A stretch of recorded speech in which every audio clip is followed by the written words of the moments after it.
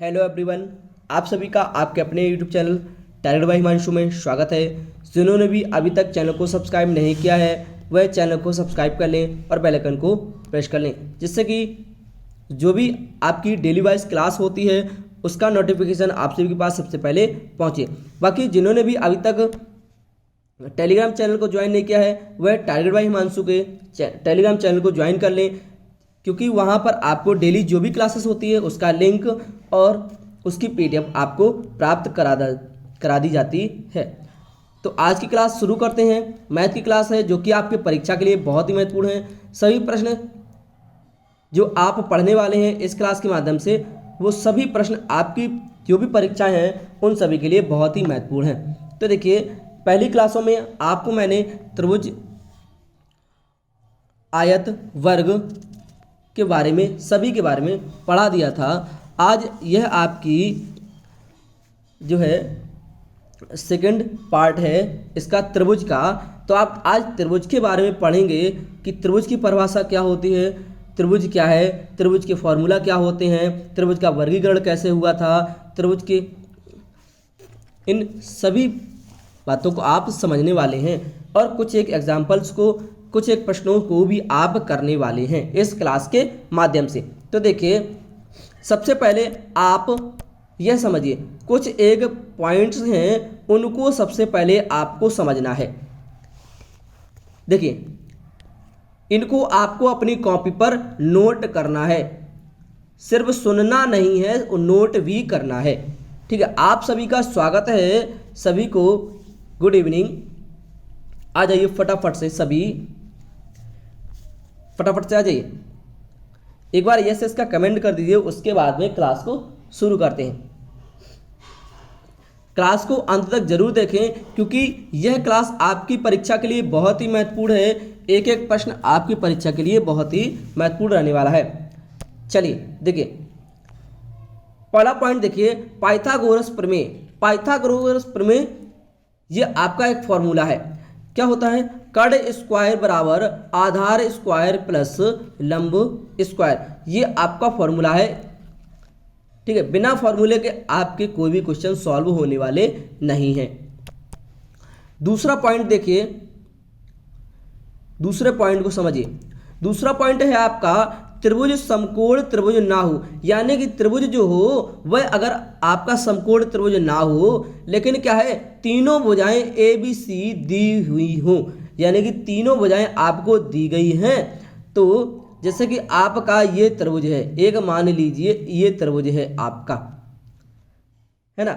तो आपको तीनों भुजाएं दी हैं ए बी सी, ये तीनों ही भुजाएं दी हैं। तो आप क्या करेंगे? तो देखिए, सबसे पहले ये समझिए, सबसे पहले आपको क्या करना है, तीनों भुजाएं दी हैं तो आपको त्रिभुज का अर्ध परिमाप निकालना है, यानी कि एस।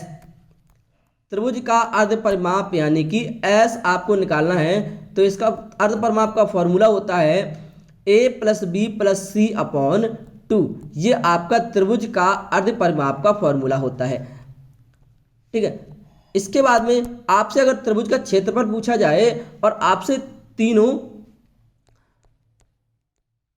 भुजाओं का नाप दिया जाए तो आपको अर्ध परिमाप निकालना है। इसके बाद में क्षेत्रफल का फॉर्मूला होता है रूट एस, ब्रैकेट में एस माइनस ए, ब्रैकेट में एस माइनस बी और ब्रैकेट में एस माइनस सी। ये आपका क्षेत्रफल का, त्रिभुज के क्षेत्रफल का फॉर्मूला है, जब अगर आपको तीनों नाप दिए हों, है ना। अभी आप प्रश्नों को भी देखेंगे बहुत ही अच्छे तरीके से। अभी पहले इसको समझ लीजिए, जहां पर देखिए ऐसे तीनों भुजाओं के योग का आधार है, यानी कि तीनों भुजाएं, एक ये एक ये एक ये, इन तीनों भुजाओं के योग का आधार है।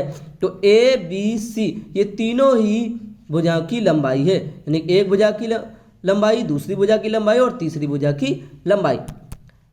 इसके बाद में तीसरा पॉइंट देखिए, एक एक पॉइंटों को बहुत ही अच्छे तरीके से समझना है, क्योंकि आपकी परीक्षा के लिए बहुत ही महत्वपूर्ण है यह पॉइंट्स। देखिए, त्रिभुज की दो भुजाओं का योग तीसरी भुजा से सदैव बड़ा होता है, यानी कि ये दो भुजाएं हैं, इसका जो योग है, इसका जो योग होता है, इन दोनों का योग, यह सदैव तीसरी भुजा से बड़ा होता है। तीसरी भुजा से क्या है? बड़ा होता है। इसके बाद में चौथा पॉइंट देखिए, एक एक पॉइंट को बहुत ही अच्छे तरीके से समझना है। बातें नहीं करनी है, बातें नहीं करनी है, बातें नहीं करनी है, ठीक है। चलिए देखिए, चौथा आपका पॉइंट है त्रिभुज का बाह्य कोण। त्रिभुज का बाह्य कोण, देखिए इसका पहला पॉइंट समझिए। त्रिभुज में जो कोण त्रिभुज के बाहर बनता है उसे क्या कहते हैं? बाह्य कोण कहते हैं या बहिर्कोण कहते हैं। यह आपकी परिभाषा हो गई, बहिर्कोण की परिभाषा हो गई या बाह्य कोण की परिभाषा हो गई। यह परिभाषा भी हो गई और आपका ये पॉइंट भी है।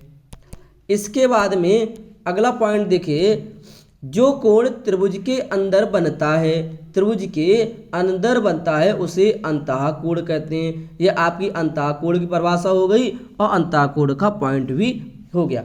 इसके बाद में तीसरा पॉइंट है, बहिर्कोण सामने वाले दोनों अंतः कोणों के योग के बराबर होता है, यानी कि दोनों अंतः कोणों के योग के बराबर होता है।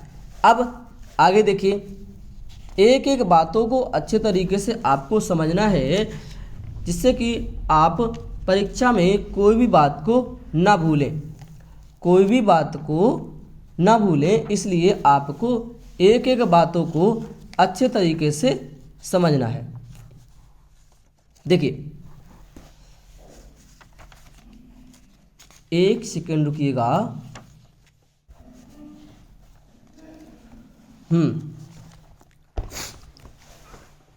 अब इसके चित्र को देख लीजिएगा। ये आपका एक त्रिभुज रहा, ये आपका एक त्रिभुज है। ये क्या है? ये आपका एक त्रिभुज है, यानी कि जो त्रिभुज के कोण त्रिभुज के बाहर बनता है उसे बहिर्कोण कहते हैं। जैसे आपका ये कोण त्रिभुज के बाहर बना, जैसे हमने इस रेखा को पूरा एक खींचा है, इसको एक ये लिया, ठीक है। तो ये हमारा जब कोण बना है, ये हमारा क्या है? बाह्य कोण है या बहिर्कोण है। इसके बाद में जो अंदर की तरफ कोण बना है, ये हमारा क्या है? अंतः कोण है।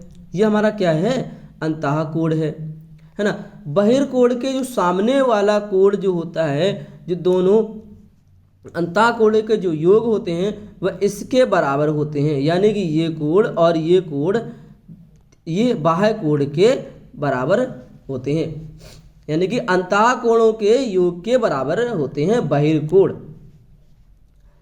तो देखिए इसमें समझिए, जैसे कि आपका एक ये त्रिभुज है ए बी सी। त्रिभुज क्या है आपका? A B C. इसमें ए सी को जब बढ़ाया, देखिए ए सी है, ये ए सी को बढ़ाया तो क्या हो गया? ए ई एक भुजा हो गई, यानी कि बिंदु ई हो गई। इसके बाद में देखिए, हमने बी सी को बढ़ाया तो हमारा एक बी डी एक भुजा हो गई, बी डी एक भुजा हो गई। उस पर सी एक क्या है? बिंदु है। सी एक क्या है? बिंदु है ना। तो यहाँ पर एक डी बिंदु हो गया। इसके बाद में देखिए, जो आपका कोण ए सी बी, कोण ए सी डी जो कोण है ये क्या है? ये आपका बाह्य कोण है, ये आपका बाह्य कोण है। और कोण ए सी डी के सापेक्ष जो ए सी बी है, ये आपका क्या है? अंतः कोण है। ये आपका क्या है? यानी कि बाह्य कोण के सापेक्ष क्या है? अंतः कोण। जो अंतः कोण के सापेक्ष जो होता है वह बाह्य कोण। ये आपका इस तरह से ये कोण है, बाह्य कोण और अंतः कोण। आप समझिए एक एक प्रश्नों को बहुत ही अच्छे तरीके से, ठीक है। अभी ये पॉइंटों को समझा। इन पॉइंट्स को जब तक आप लिखेंगे नहीं तब तक आप नहीं समझ सकते हैं इन पॉइंट्स को। एक एक पॉइंट्स को, एक एक क्वेश्चंस को अच्छे तरीके से लिखना है, तभी आपको बहुत ही अच्छे से समझ में आएगा, ठीक है। बातें बंद करिए, पहले इसको पढ़ लीजिए। देखिए, एक त्रिभुज की 3 भुजाएं 8, 10, 6 सेंटीमीटर हैं। त्रिभुज का क्षेत्रफल ज्ञात करो। यानी कि त्रिभुज हमें नहीं पता है कि त्रिभुज कौन सा है, समकोण त्रिभुज है या आपका अधिक कोण त्रिभुज है, न्यून कोण त्रिभुज है, कोई पता ही नहीं है कौन सा त्रिभुज है, या समबाहु त्रिभुज है, समद्विबाहु त्रिभुज है, विषमबाहु त्रिभुज है, मुझे नहीं पता है ना, आपको नहीं पता है कि कौन सा त्रिभुज है। तो सबसे पहले मैंने क्या बताया था, अगर त्रिभुज का क्षेत्रफल पूछा जाए, त्रिभुज का क्षेत्रफल पूछा जाए तो आपको सबसे पहले उसका अर्ध परिमाप यानी कि एस ज्ञात करना है, उसका उस त्रिभुज का अर्ध परिमाप ज्ञात करिए। जैसे कि आपका ये त्रिभुज है, इसका अर्ध परिमाप आपको यह ज्ञात करना है। जब तक आप अर्ध परिमाप नहीं ज्ञात करेंगे तब तक आपको त्रिभुज का क्षेत्रफल नहीं ज्ञात हो सकता है।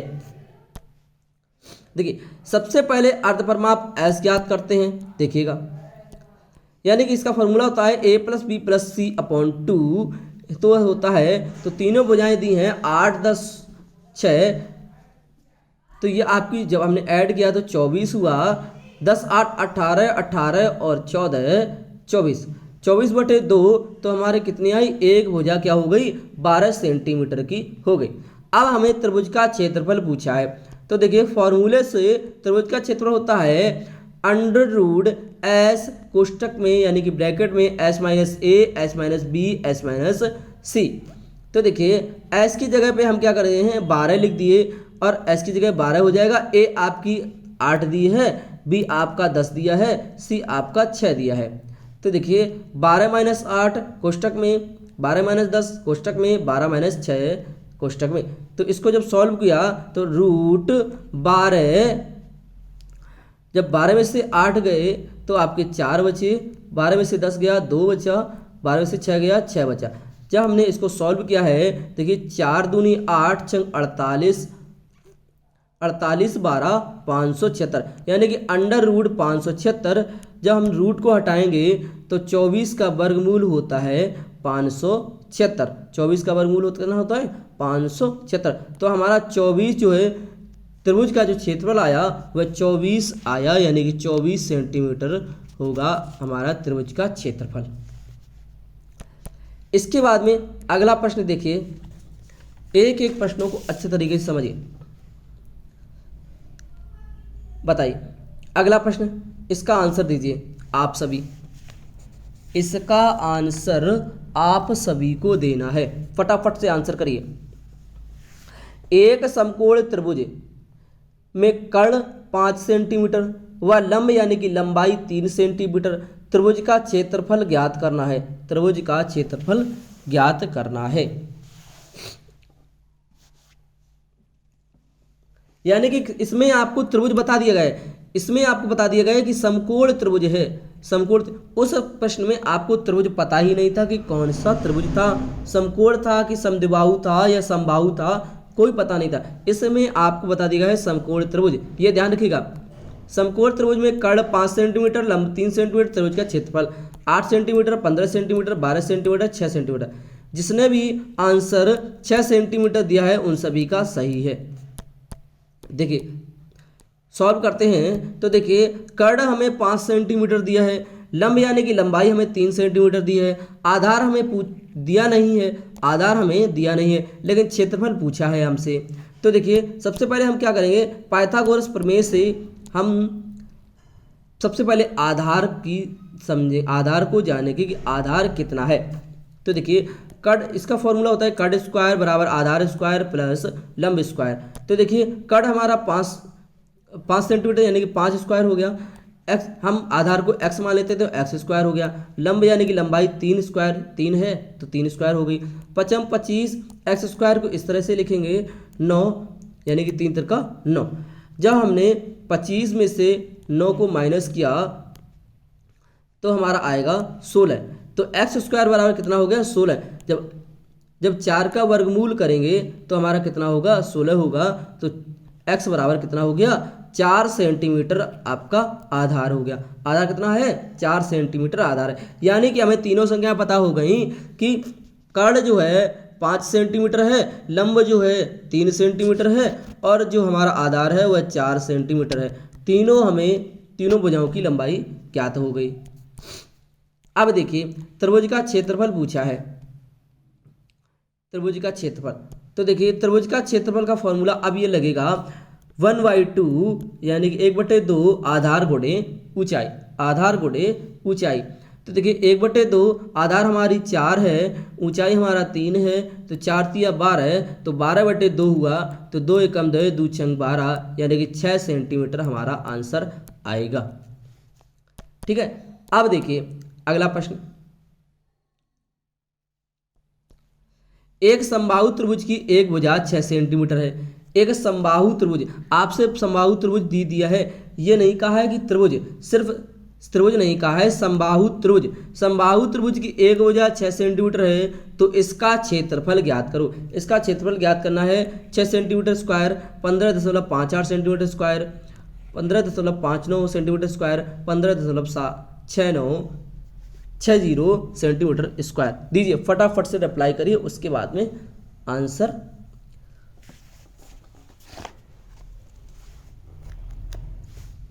देखिए समझिए।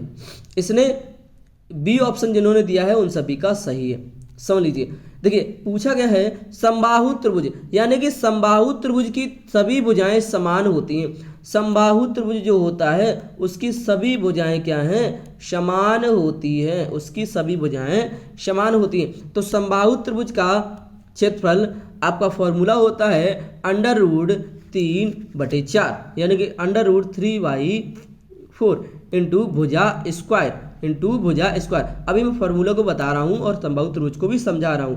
अभी सबसे पहले क्वेश्चन को देख लीजिए, देखिएगा √3/4, भुजा आपको दी है 6, भुजा आपको दी है 6 समबाहु त्रिभुज की।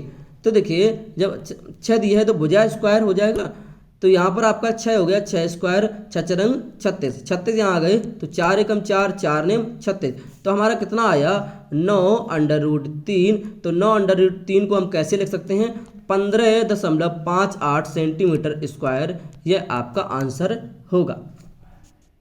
ठीक है, देखिए अब समबाहु त्रिभुज को समझ लीजिए, समबाहु त्रिभुज को समझ लीजिए। समबाहु त्रिभुज इक्विलैटरल ट्रायंगल, यानी कि जिस त्रिभुज की सभी भुजाएं आपस में बराबर होती हैं, जैसे कि आप स्क्रीन पर देख पा रहे हैं कि इसकी सभी भुजाएं क्या हैं, बराबर हैं। ये देखिए इसकी सभी भुजाएं क्या हैं, बराबर हैं। ये क्या है, समबाहु त्रिभुज कहते हैं, समबाहु त्रिभुज कहलाता है। अब इसके फॉर्मूला को समझ लीजिए। समबाहु त्रिभुज के फॉर्मूला यानी कि समबाहु त्रिभुज के सूत्र, देखिए समबाहु त्रिभुज का क्षेत्रफल निकालने के लिए आपका √3/4 गुणे भुजा स्क्वायर, जैसा कि आपने अभी इस प्रश्न में सॉल्व किया।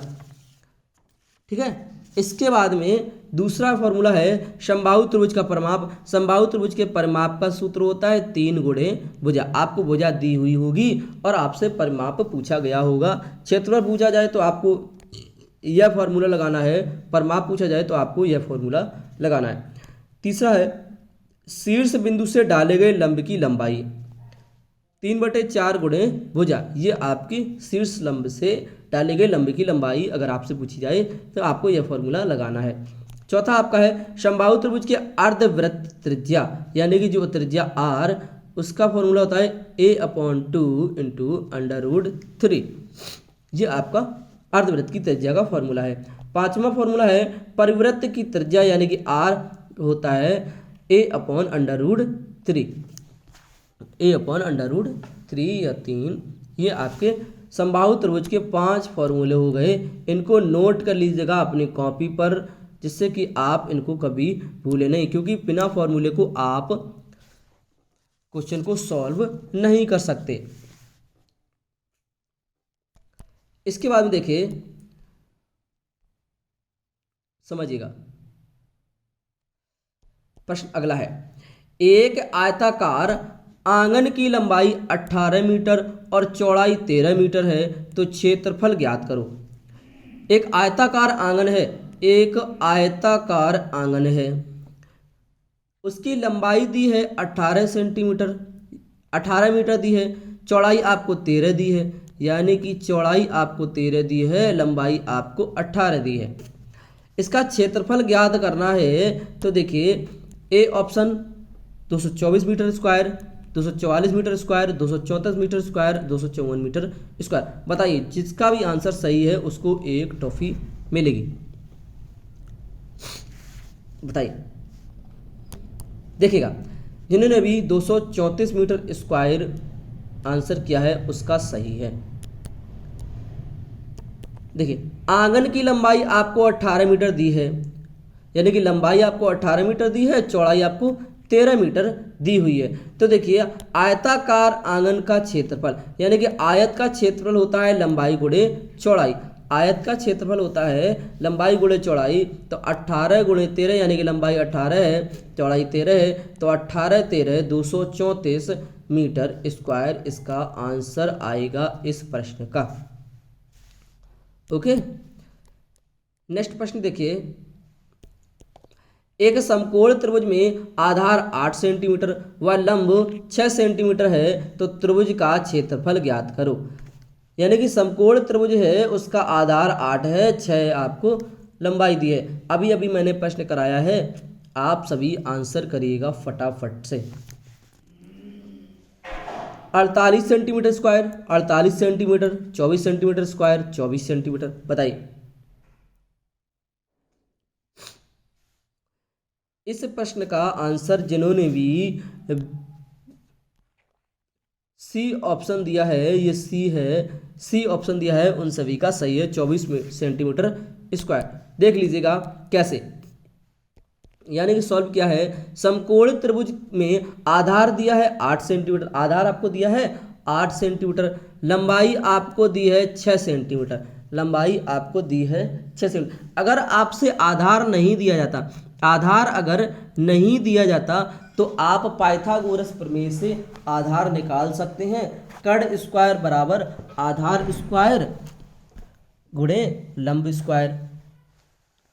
इस तरह से आप उस फॉर्मूले को लगा सकते हैं, है ना। पाइथागोरस प्रमेय से कर्ण स्क्वायर बराबर आधार स्क्वायर प्लस लंब स्क्वायर है, गुणे लंब स्क्वायर नहीं, प्लस लंब स्क्वायर है। ओके, तो देखिए, त्रिभुज का क्षेत्रफल पूछा है आपसे, तो त्रिभुज का क्षेत्रफल का फॉर्मूला होता है 1/2 और ब्रैकेट में आधार गुणे ऊंचाई। तो 1/2 8 गुणे 6, यानी कि 8 आपका आधार दिया है, ऊंचाई आपकी, यानी कि लंबाई और ऊंचाई एक ही बात है, लंबाई ऊंचाई 6 है, तो आपकी 8 छंग 48। जब इसको सॉल्व किया आपने, तो देखिए 48/2, 24 दूनी 48, 2 से जब हमने 48 को डिवाइड किया तो 24 आया, तो 24 सेंटीमीटर स्क्वायर इस प्रश्न का आंसर आएगा। जिन्होंने भी आंसर दिया है 24 सेंटीमीटर स्क्वायर, उन सभी का सही है। इसके बाद में अगला प्रश्न देखिए। एक त्रिभुज की 3 भुजाएं 12, 8, 6 सेंटीमीटर हैं, यानी कि तीनों भुजाएं दी हैं, तो त्रिभुज का क्षेत्रफल ज्ञात करो। देखिए, बताइए, फटाफट से रिप्लाई करिए। 21.22, 21.23, 22.33, 21.24, इसका आंसर बताइए। जिन भी साथियों ने 21.23 आंसर दिया है उन सभी का सही है, बी ऑप्शन। देखिए कैसे, अभी मैंने आपको बताया था, जब तीनों भुजाएं दी हों तो आपको सबसे पहले त्रिभुज का अर्ध परिमाप निकालना है, त्रिभुज का अर्ध परिमाप निकालना है, क्योंकि त्रिभुज आपको दिया नहीं है। त्रिभुज कौन सा है आपको ये नहीं पता है कि कौन सा त्रिभुज है, तो आपको उस त्रिभुज का अर्ध परिमाप निकालना है। तो देखिए, सबसे पहले अर्ध परिमाप निकालने के लिए S बराबर A + B + C/2, यह फॉर्मूला होता है S त्रिभुज का अर्ध परिमाप का। तो जब हमने इसको सॉल्व किया 12 + 8 + 6, तो 12, 8, 20, 6, 26, यानी कि 2 से जब हमने डिवाइड किया तो 13 हमारा क्या है, एक भुजा आई, यानी कि जो अर्ध परिमाप होगा त्रिभुज का वह 13 है। इसके बाद में त्रिभुज के क्षेत्रफल का जो फॉर्मूला लगाएंगे, S ब्रैकेट में S - A ब्रैकेट में S - B ब्रैकेट में S - C। हमने इनके मानों को रखा है। तो s 13 है, s की जगह हमने 13 रखा। a का मान 12 है, b का मान 8 है, a का मान 12 है, b का मान 8 है, c का मान 6 है। हमने इस सभी संख्याओं को इनकी स्थान पर रख दिया। जब हमने इसको सॉल्व किया तो 5 एकम 5, 5 सत्ते 35, 35 13 455, 35 13 455 को हम कैसे लिखेंगे? 21.23 इसका आंसर आएगा। 21.23 इसका आंसर आएगा। ठीक है ना। अगला प्रश्न देखिए, एक समकोण त्रिभुज में आधार व ऊंचाई का अनुपात 3:4 है। यानी कि एक समकोण त्रिभुज है, उसकी आधार और ऊंचाई यानी कि आधार और उसकी लंबाई कितनी है? आधार है 3, ऊंचाई है 4। क्षेत्रफल उसका पूरा है 96 सेंटीमीटर।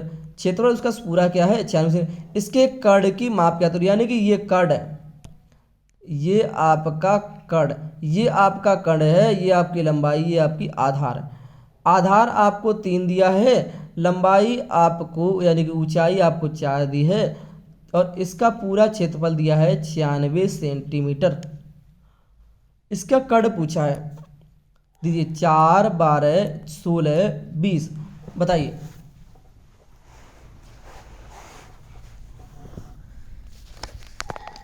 इसका आंसर करिए।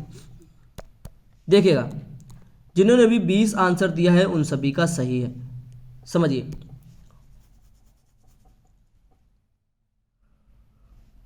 देखिए आधार दिया है, कर्ण हमें नहीं दिया है। आधार को हमने माना है 3x, आधार को हमने क्या माना है? 3x माना हमने। आधार 3x, ऊंचाई माना हमने 4x। मुझे जब कर्ण पूछा जाए तो आपको आधार ऐसे ही मानना है, आधार और ऊंचाई को 3x और 4x। क्षेत्रफल इसका 96 सेंटीमीटर दिया है, क्षेत्रफल इसका 96 सेंटीमीटर दिया है। तो सबसे पहले हमें त्रिभुज का क्षेत्रफल निकालना है, त्रिभुज का क्षेत्रफल, क्योंकि आधार और लंबाई दी है। तो त्रिभुज का क्षेत्रफल तो हमें 96 दिया है, 1/2 इसका फॉर्मूला होता है 1/2 आधार गुणे लंबाई। ये हमारा आधार गुणे लंबाई हो गया 1/2। तो आधार दिया है 3x, लंबाई दी है 4x। ठीक है, जब हमने इसको सॉल्व किया तो 96 1/2, 4 दिया 12, तो गुणा में जो है घातिका है, हमने x की पावर 1 मानी है, x पावर 1 होती है, तो हमने दोनों घातों को ज्वाइंट किया, गुणा में घातें जुड़ती हैं तो 2 हो गया, तो x की पावर 2, तो 12x की पावर 2। इसके बाद में ये हमारी संख्या आई 96 बराबर 12x² 2, ये हमारी संख्या आई। जब हम इसको पलटेंगे, संख्या को पक्षांतर करेंगे, तो हमारा जो है नीचे जो हर की संख्या है वह अंश में चली जाएगी, जो अंश की संख्या है वह हर में चली जाएगी। तो देखिए 96 गुणे 2 बटे 12x² को हमने इस तरह से इस तरफ लिख दिया। ठीक है, तो यहाँ पर हमारा देखिए जब हमने इसको सॉल्व किया तो 12 एकम 12, 12 8 96, 8 दूनी 16। तो x² बराबर कितना आया हमारा? 16। तो x² यानी कि 4 का वर्ग होता है 16, तो x बराबर हमारा आया 4। अब इसके बाद में हमें आधार दिया है, आधार हमारा आधार 3x है। तो जब हमारे x पता लग गया है तो 3 गुणे 4 बराबर 12 हमारा आधार हो गया, 12 सेंटीमीटर हमारा आधार हो गया। लंबाई हमें 4x हमने मानी थी, तो लंबाई जब हमने 4x मानी है, देखिए लंबाई जब हमने 4x मानी है तो 4 गुणे 4 यानी कि 16 हो गया। इसके बाद में हमने जब पाइथागोरस प्रमेय से निकाला है, तो देखिए पाइथागोरस प्रमेय जो आपका फॉर्मूला होता है कर्ण स्क्वायर बराबर आधार स्क्वायर प्लस लंब स्क्वायर। तो हमसे कर्ण पूछा है, कर्ण निकालना है, तो देखिए x² यानी कि कर्ण जो है x² निकला। हमने कर्ण को हमने x मान लिया, तो x² बराबर आधार है 12 है, आधार कितना है 12, लंब कितना है 16, तो 12² और 16²। तो x² बराबर 12 12 144, 12 का वर्ग होता है 144, 16 का वर्ग होता है 256। जब हमने इन दोनों को जोड़ा है 144 और 256 को, तो 400 आया, x² बराबर 400। तो 400 का जो 20 जो होता है वह वर्ग है कितने का? 400 का। तो 20 गुणे 20 जब आप करेंगे तो हमारा आंसर आएगा 400, यानी कि हमारा आंसर कितना, ये हमारा x है, x स्क्वायर बराबर 400, तो हमारा कितना आंसर आएगा, x बराबर 20, यानी कि कर्ण जो है वह 20 सेंटीमीटर है और आधार हमारा 12 है, लंबाई हमारी यानी कि लंब हमारा 16 सेंटीमीटर है। तो कर्ण पूछा गया है तो कर्ण हमारा 20 सेंटीमीटर है।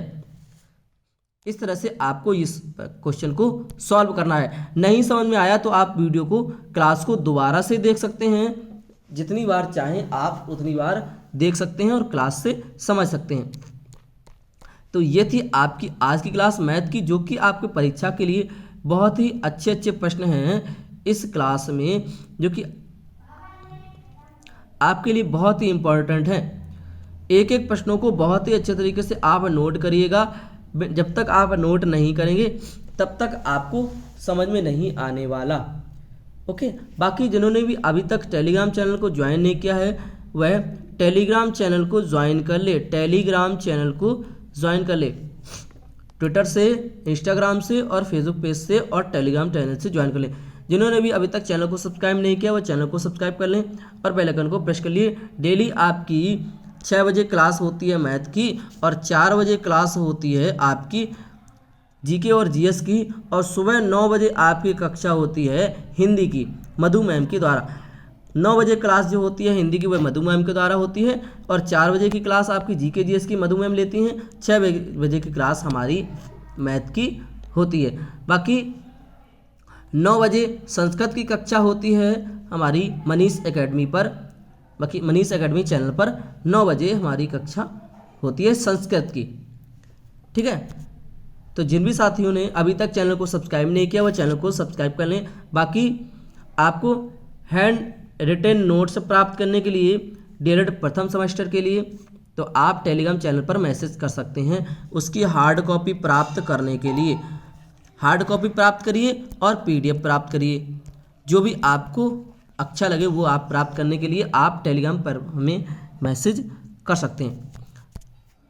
Okay, thanks for watching. जय हिंद, जय भारत। मिलते हैं कल की कक्षा में आप सभी के साथ। सभी को टेक केयर, बाय बाय।